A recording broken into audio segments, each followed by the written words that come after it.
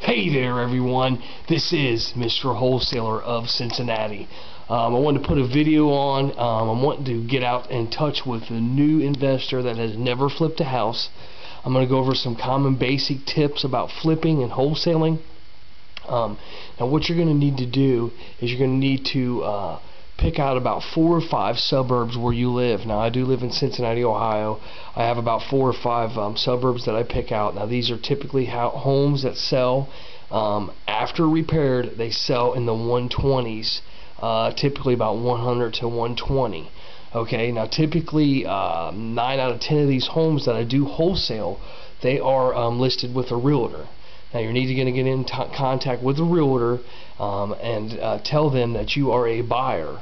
Now typically you might not want to say you're a cash buyer, because sometimes with these bank-owned houses you have to show proof of a bank statement stating that you have money to buy these homes. You more or less what you're going to need, you're typically going to need some earnest money to tie these up, typically $500 to $1,000.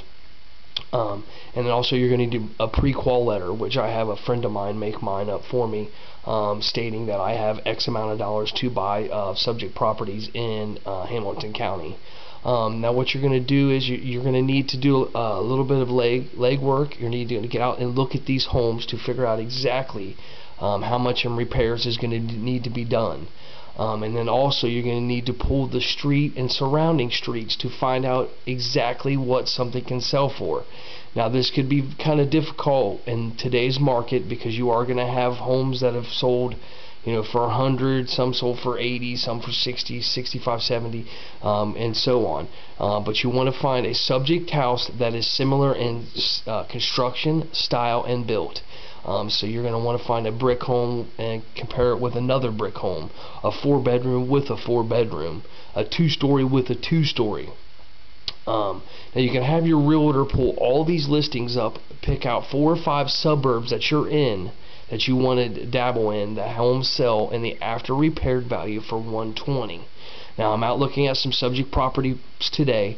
We're going to walk through the interior of the home and kind of go over what you need to know as far as repair wise. So let's check out this handyman special in Cincinnati. Okay, I'm standing upstairs. Now this is a 4-bedroom. Now as you can see, the carpet is definitely going to have to be taken out. Now typically in these homes it's going to cost you between $1 to $1.50, sometimes $2 a square foot depending on the carpet. So I'm standing in a home that's roughly about, let me see, find it on the sheet here, sorry. It's approximately about 1,400 square feet. So for carpet in this home, it would run me about $1,400 to $1,600. That's with padding and all. Now as you can see, some of the doors are going to have to be replaced, definitely going to need paint and some drywall repair. Now if you look at the windows are newer. Okay, and then as you can see, this is the master suite here. Definitely, carpet throughout. Now as you can see in this bathroom, the tub is definitely going to have to come out. The tile, the toilet, the vanity, all that. Okay, now typically a bathroom of this size and stature is going to run you typically. Now if you want to do the shower insert, it can be a lot cheaper. But I like to do ceramic tile, and I like to do new toilet with a pedestal vanity, something like that. But I'm spending roughly in a house of this size for a bathroom, it would run me about $2,500 to $4,000. Now it could be cheaper depending on labor costs, material costs, etc., because those kind of fluctuate. So let's just go ahead and figure $4 grand for the bathroom. We got $1,500 for carpet. Each interior door is going to cost you about $100. That's for a nice door. And as you can see in this bathroom as well, it's going to have to be redone as well. Now this is a little smaller, so you can probably get away with let's say $6 grand for both bathrooms. And I kind of go over a little bit.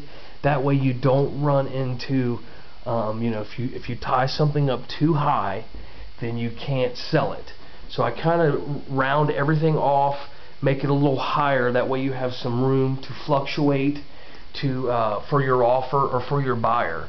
because in these day and times you typically don't know what your buyer is going to be buying at, and you want to buy with substantial, at least a 5 to 10 grand spread. That way you can make 5 to 10 grand on the flip. As you see, this is a really nice 4-bedroom. And I mean, if you look outside, you see the homes, they're in good shape out there. All these homes are in similar style. Some are ranches. Now we're going to have some drywall repair. I would estimate the drywall repair around $600 to $700. I mean, because you can see there is some little nicks in the wall that are going to have to be redone and painted. Now you could probably get this home of this size and built. You could probably get it painted around $2,600. Now that might be high, or it might be a little low, depending on where you live. Some housing markets are bigger, and some labor costs are higher in some parts of the country. Now this is a typical standard bathroom toilet vanity that's going to run you about $600 to replace all that with some tile as well. Now this is the laundry room. Now there is some dry rotted on the floor, so that's probably going to have to be addressed. But as you can see, the panel is updated. You always want to make sure the panel has the flip switches and not the fuse. That has a brand new hot water heater and a furnace, which that's just good. That's not a repair cost that I'll have to add in to my equation. Now this kitchen is very ugly.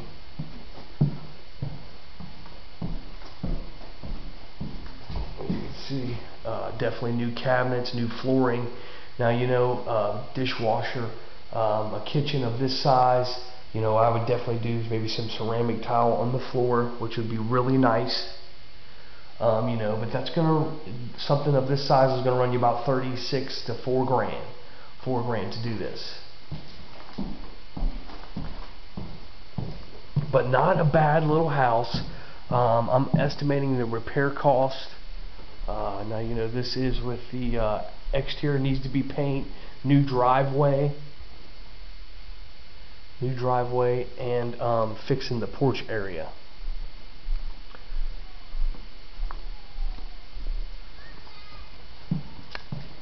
Okay, so now we kind of went through. You want to definitely check out the bathrooms.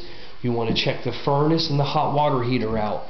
You want to definitely make sure that it has the flip switch panel, because that's for new buyers. They're going to definitely want that. And then this home actually doesn't have a basement, so we don't need to worry about the basement. So I'm getting my repair costs around $15,000. Okay.